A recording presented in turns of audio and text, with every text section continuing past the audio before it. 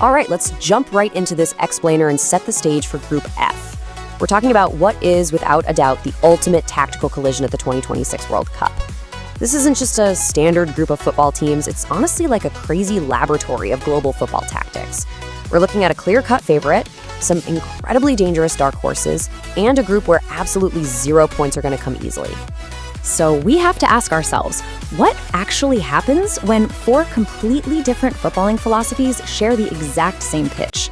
Group F is giving us European possession with the Netherlands, Asian rapid transition and precision from Japan, Scandinavian chaotic physicality through Sweden, and North African defensive mastery from Tunisia. Every single match is going to require immense tactical adaptation, purely because no 2 teams in this group play remotely the same way. It's going to be wild. Now, the crucial thing to remember here is 48. This tournament features an unprecedented 48 teams, and that number literally rewrites the entire tactical playbook. Why? Because this expanded format means that 8 of the 12 third-place teams across all the groups will also advance to the round of 32. So it's no longer just a desperate scramble to finish in the top 2. Here is our game plan for today. We'll hit the new stakes, then break down the Netherlands, Japan, Sweden, and Tunisia before finishing up with some expert predictions. Let's start with Section 1, the new World Cup stakes, and how teams will actually survive this group stage.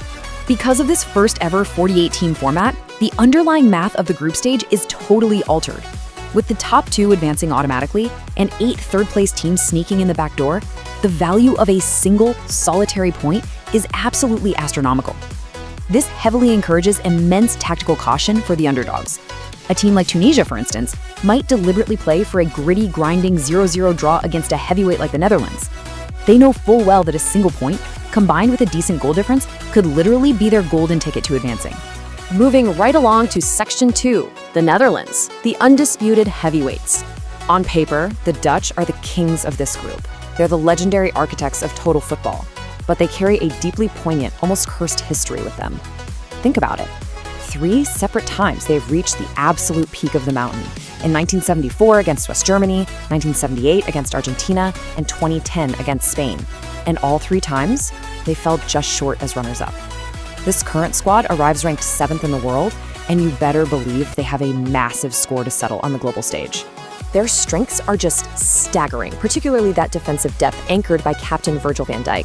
They dictate games with elite possession orchestrated by Frenkie de Jong, while Cody Gakpo provides that lethal finishing touch up front. But there is a massive catch. They're missing a huge piece of their puzzle.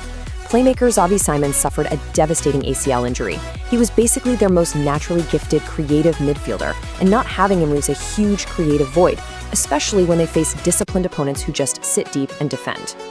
All right, Section 3, Japan, the Giant Slayers. Let's look at the Samurai Blue.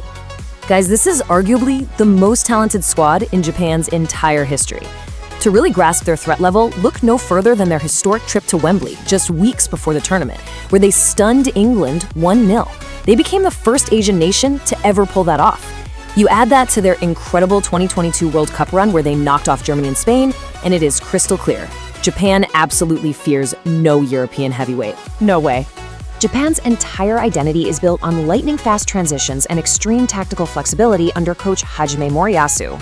Their core is entirely European-based now, featuring the technical brilliance of Takefusa Kubo, the rock-solid midfield control of Wataru Endo, and the super-clutch goal-scoring of Ritsu Doan. But, just like the Dutch, they've taken a massive injury hit. Their electric winger Kaoru Mitoma is out with a hamstring injury, which means Kubo is going to have to carry a ton of extra attacking responsibility. When these 2 top dogs finally meet, we are in for a fascinating stylistic clash. You've got Ronald Koeman's structured, patient build-up play for the Netherlands going head-to-head with Moriyasu's lethal block and counter transitions.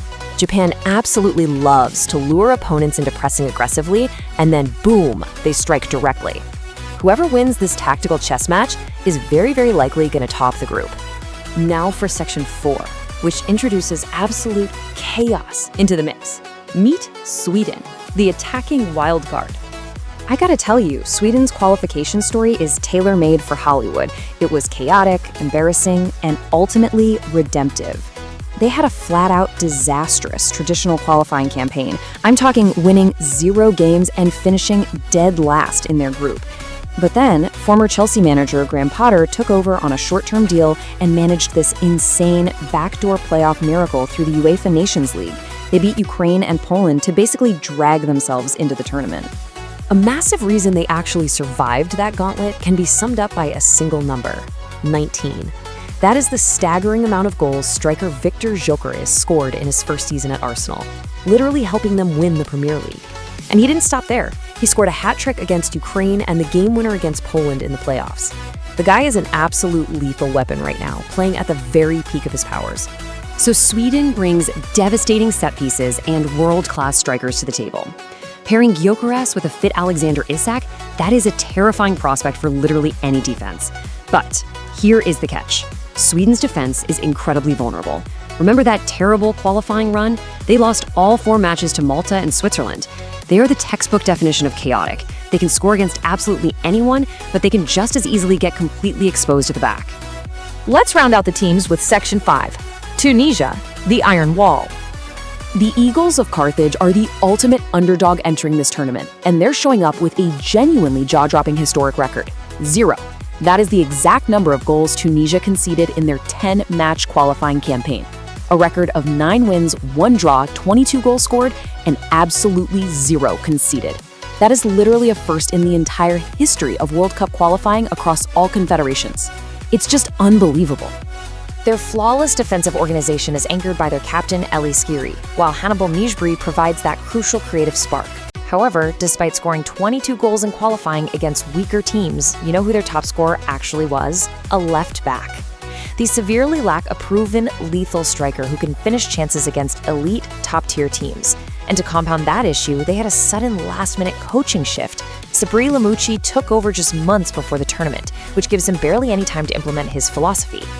This all builds to a completely fascinating opening match scenario. We have Sweden's chaotic, high-powered attack going right up against Tunisia's flawless yet totally toothless defensive wall. This matchup perfectly sets up the ultimate stylistic clash. If Tunisia can frustrate Sweden and snatch a cheeky goal on the counter, or if Sweden's strikers just overwhelm that iron wall, the entire mathematical trajectory of this group shifts on day 1. Finally, let's jump into Section 6, predictions. Who actually survives this gauntlet? Before we look at the final standings, we absolutely have to respect the highly volatile upset scenarios here. Japan could very easily stun the Netherlands by defending deep and immediately punishing a mistake. Sweden has this dangerous nothing-to-lose mentality that might just see them outscoring everyone in these wild, high-scoring thrillers. Or Tunisia could just grind out consecutive 0-0 or 1-1 draws, perfectly manipulating that expanded 48-team math to sneak right in through the third-place backdoor. But when push comes to shove, here is the ultimate, screenshot-worthy verdict from the experts and betting markets. The Netherlands are heavily favored to win the group with around 7 points, relying mostly on Van Dijk's leadership and their overall squad depth. Japan slots into a really strong second place with 5 points, utilizing that killer tactical edge with Kubo and Endo. Sweden is predicted to finish third with 4 points, which, again, might just be enough to advance, but they are hampered by that unreliable defense. Finally, Tunisia sits in fourth with 1 point. The general consensus is that the jump from African qualifying to facing these European and Asian powerhouses is just a bit too steep when you don't have a top-tier striker. So what do you guys think? Will the heavyweights like the Netherlands and Japan reign supreme exactly as the experts predict? Or is the beautiful chaos of Group F destined to deliver a historic upset? Keep these tactical matchups in mind as you watch, because in a group this completely diverse, absolutely nothing is guaranteed. Thanks for joining me on this explainer, and enjoy the tournament.